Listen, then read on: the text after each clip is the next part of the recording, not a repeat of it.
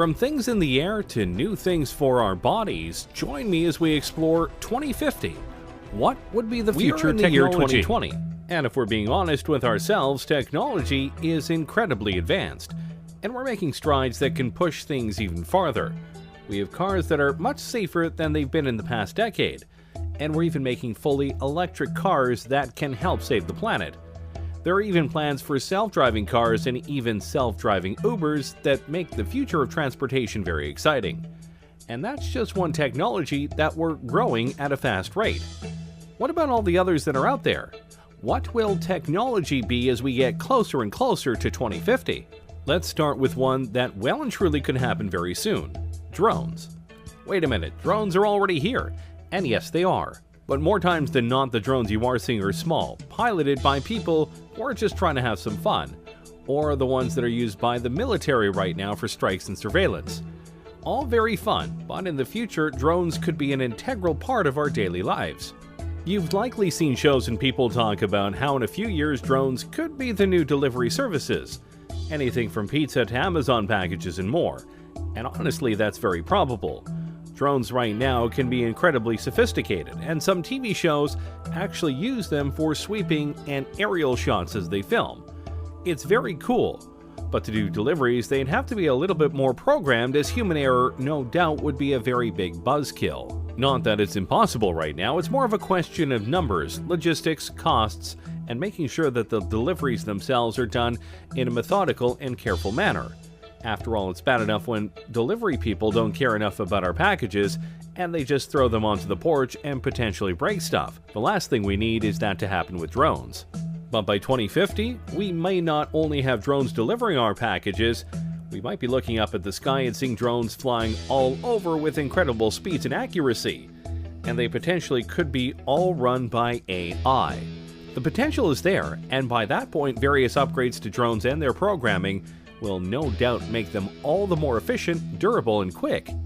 And potentially, they could go beyond basic deliveries for people and do emergency work. Imagine a drone taking a vital piece of medical material to a hospital to ensure it doesn't get stuck in traffic, or helping watch over an important convoy to let people know on the ground if there's trouble. There are many ways that drones could affect our world. The only question is, will we let them by 2050? Let's keep going with transportation, shall we? Right now, one of the biggest ways to get around the countries we live in are trains. Trains ferry people and all sorts of cargo around in an efficient and reliable manner, which is why they've been in use for hundreds of years. But if we're being honest here, while trains are efficient and reliable in certain ways, they aren't exactly fast, especially when it comes to passenger and freight trains. They can take a long time to get to their destination, and at times, it's more logical to take other modes of transportation, which is why companies are making special kinds of trains that can go much faster.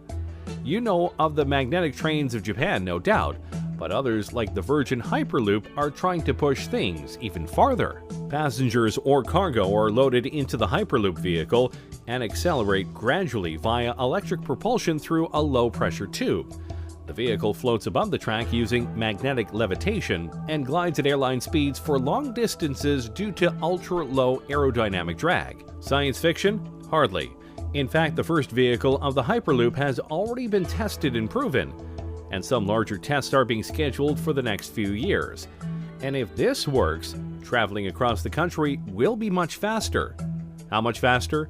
The Hyperloop aims to send people shooting across the tubes that they make at a rate of about 600 miles per hour.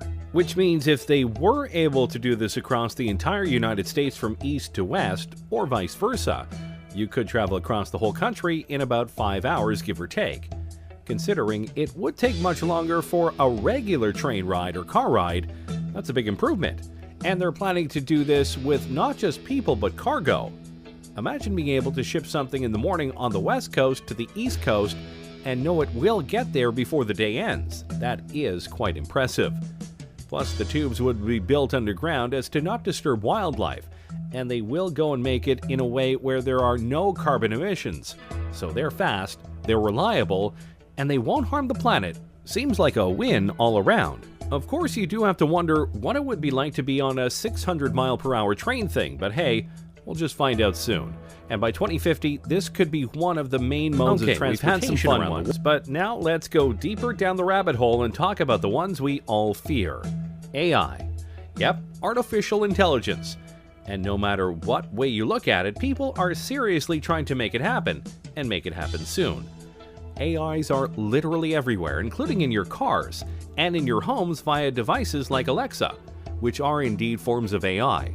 And there are things like Watson that is so smart that it could beat two Jeopardy legends.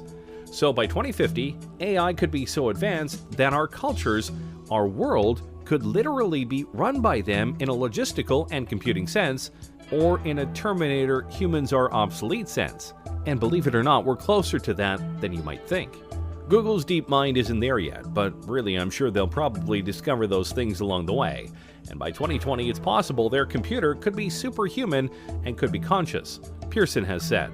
That could be the beginning of the end, really. Is Judgment Day inevitable?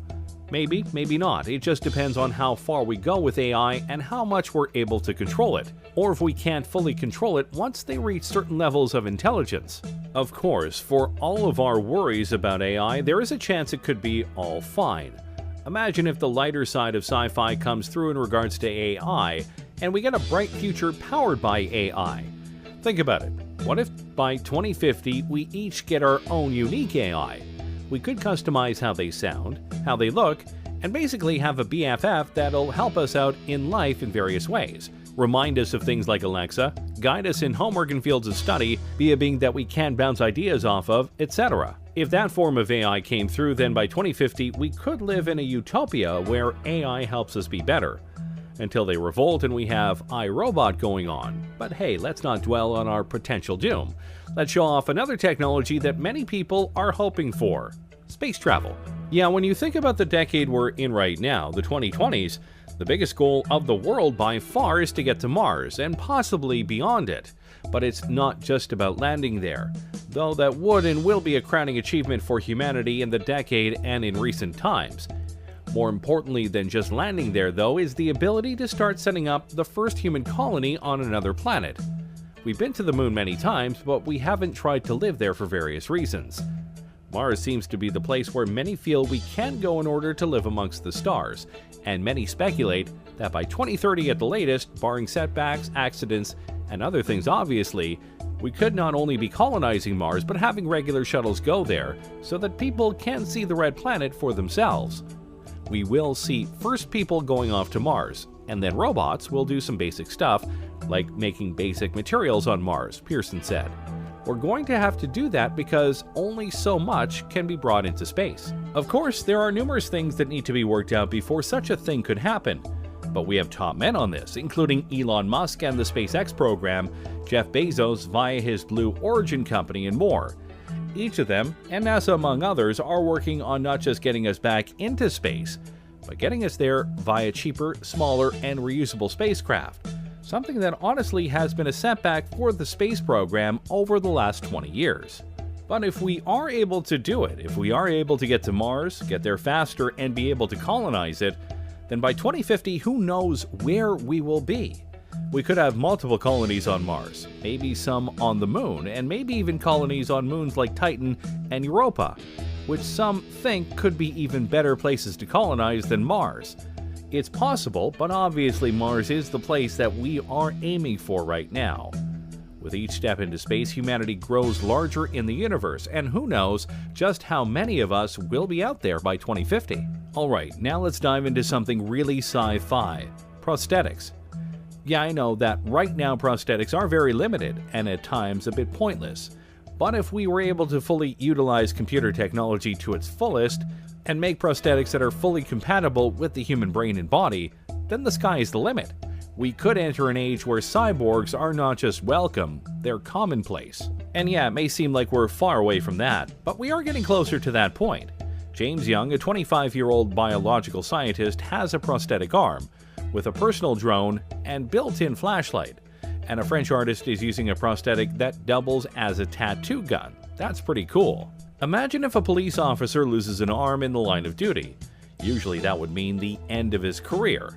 But with an advanced prosthetic, he could literally be better than ever if it were advanced enough.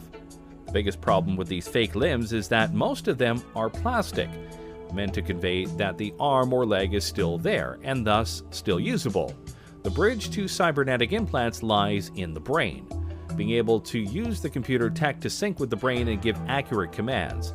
We haven't fully bridged that gap yet, but when we do, dang, life is going to get a lot more interesting. And don't forget, these prosthetics could be used in many ways other than helping people with lost limbs.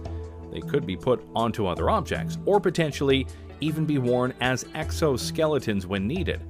Think of it like Jax from Mortal Kombat. Some people could even ask for implants to be put into their arms or legs to give them an extra boost, like TJ Combo from Killer Instinct. 1. I like video games, and they have plenty of cybernetic people. The point is, by 2050, if these things are made, a lot of people won't feel broken or weak anymore because they've lost limbs or the abilities of their arms or legs. They'll be whole again and be able to do things just like they were before, if not better. And that's a future we should definitely be trying to live for. Now let's go to something a bit more unique. Look at yourself right now. Specifically, look at the clothes you are wearing right now. What are they made of? What do they feel like? What do they look like? Of all of these answers, I bet none of them are, they look like they could give me superpowers, because they can't. Not yet, anyway. Think about it like this. What if the clothes you are wearing right now felt the same, looked the same, but could do more?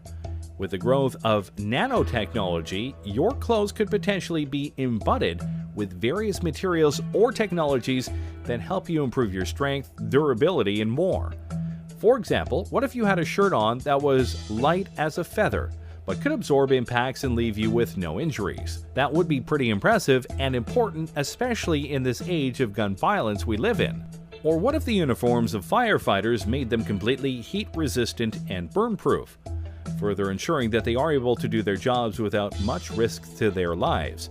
The technologies that we can put into clothes is out there, and some people are working on it right now, both in terms of multiple functions, but also cosmetic appeal.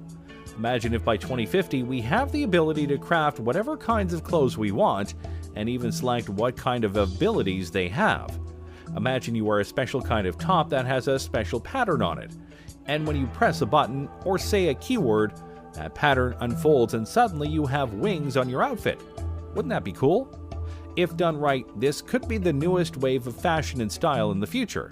See, the future is hip. I'm sure that last one left you drooling, so let's temper your expectations and talk about school. Yes, it sucks, and learning can be a chore, but in the future, it may be a lot more interactive. Over the last decade or so, computers in schools have been a must-have for various courses. But if the advent of virtual reality simulations come through as many expect them to, it could lead to all sorts of innovations in the classrooms that could help kids with what's going on. You could take students to an environment in the past and show them what was happening, like watching a battle taking place, Pearson said.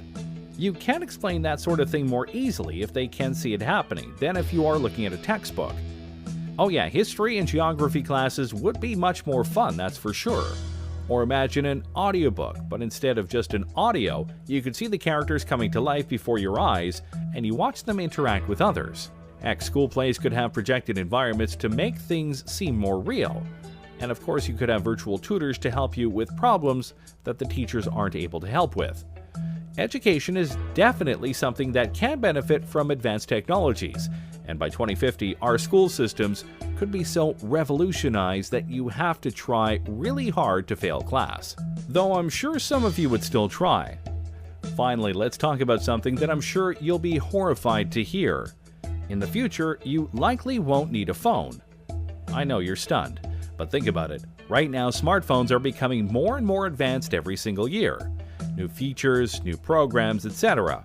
But by 2050, your phone won't likely need to exist because you'll have access to it and more via something else. What exactly? That depends on the technology. But for this example, let's imagine a wrist gauntlet. Instead of typing up a number, you simply have to say "call mom." But obviously, the gauntlet could do much more than that. It'll likely have a holographic screen that you can use to look up information on a much bigger keyboard. And depending on what sci-fi future you believe will have, it'll have things that can scan objects, detect dangers, warn you about upcoming problems, and may even have an AI companion. So yeah, your phones are important right now, but in the future, more than likely not. Thanks for watching, everyone.